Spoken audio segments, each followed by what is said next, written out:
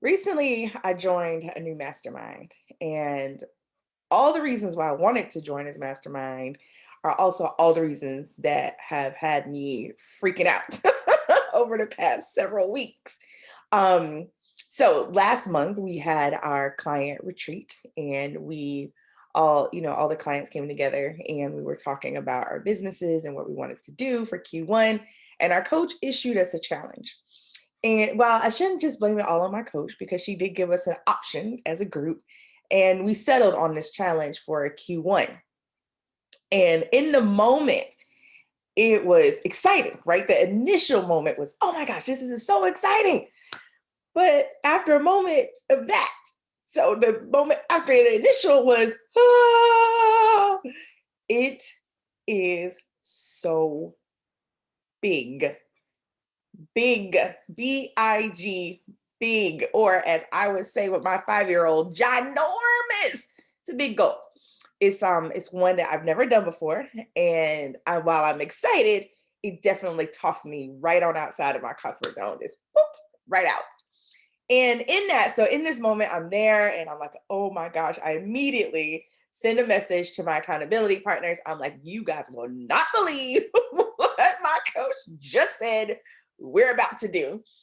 And they were like, okay, okay, all right. And so during our accountability calls, we've been talking about this. And so now we're in February.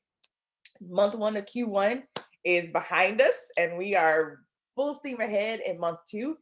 And things just aren't quite going the way I wanted them to go. And so I've been really spending some time talking with my accountability partners because we're there together. We're like, ah! And we're also just, looking at what is really going on, what's really holding us back, right? And as I spent some time thinking about that for me and for some of my clients, it's what's really holding you back. And it brought me back to a book that I've read years ago. It's now off my bookshelf, back on my desk. Um, and we even talked about it last month at the retreat, called The Big Leap, and where Gay Hendricks talks about this issue of your upper limit. And let me tell you, this goal definitely has all the things going on when it comes to upper limit. Like, ah! So today I wanted to talk about, just share some things about how I'm dealing with it, right? Because I'm right here in it, and how you too can deal with this upper limit problem that many times we may run into as we're going after our big hairy audacious goals, and we're like, yes, and then we get back to our offices and we're like, ah, right?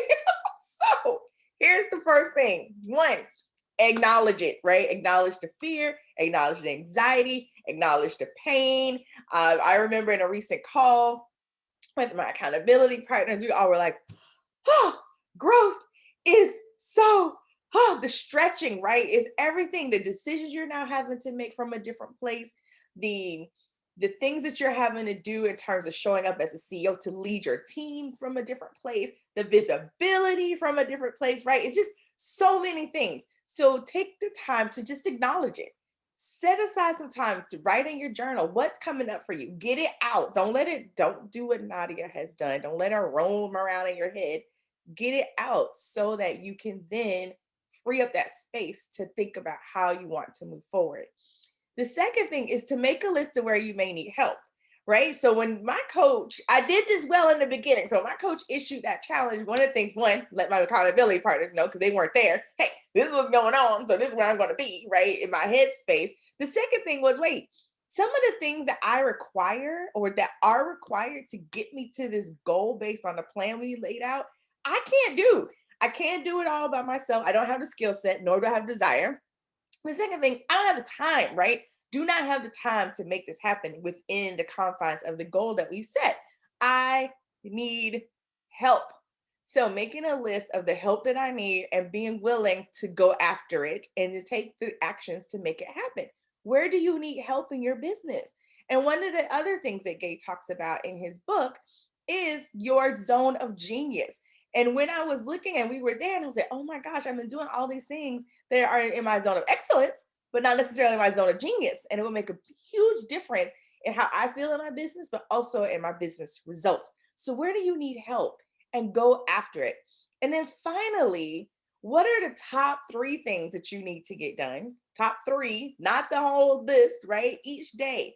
And then what is that one? What is the one non-negotiable thing that must get done each day? Because we have limited time. And many of us, if you're like me, I'm a wife, I'm a mom, I'm a caretaker, I'm a business owner, I'm a friend, right? I have a lot of things going on. And so my time sometimes is just very limited. It's just, I don't have a whole lot of time to do a lot of these things. So I need to be very strategic with the time that I have. So what is that one thing that must get done? And then what are some 2 nice to get done if I can in that day? Some days you may be able to get all 3 done depending on your time, but really start to just chunk it down. I think back to when I was working on my doctorate, and this was something I had to constantly remind myself of going through that process. And it was, how do you eat an elephant? One bite at a time. Yes, we all have some scary, some big, hairy, audacious goals. They may feel ginormous. And we're just like, I don't know how I'm going to do this. One bite at a time. Trust me, I'm right there in there with you.